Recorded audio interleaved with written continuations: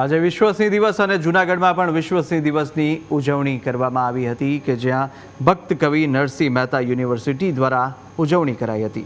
Gujarat wild life બોર્ડના સભ્ય રોહિત વ્યાસ આ દરમિયાન ઉપસ્થિત રહ્યા હતા અને તાજેતરમાં સિંહના મૃત્યુ અંગે રોહિત વ્યાસે નિવેદન આપ્યું અને કહ્યું કે સિંહમાં બચ્ચાના જન્મ બાદ તેનો મૃત્યુઆંક 50% હોય છે।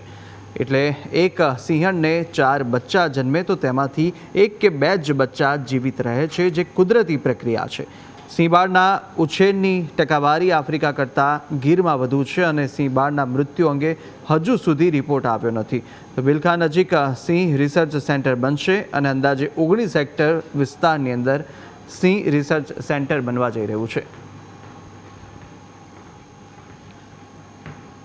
સિંહની જે વ્યવસ્થા છે ગીરમાં, એનું સંવર્ધન કેવી રીતે કરવું, એનું રક્ષણ કેવી રીતે કરવું અને એની મેનેજમેન્ટની વ્યવસ્થાઓ ઊભી કરવી, જેથી એ 891 થી લઈ અને આગળ વધે અને વિશ્વમાં સિંહ છે એ એશિયાટિક સિંહ એના જુદા જુદા પાસાઓ છે એનું સંશોધન થાય, એ માટેનું ગુજરાત સરકારના મુખ્યમંત્રી અને શિક્ષા મંત્રી બંને આ સેન્ટર એ ભક્ત કવિ નરસિંહ મહેતાને આપ્યું છે।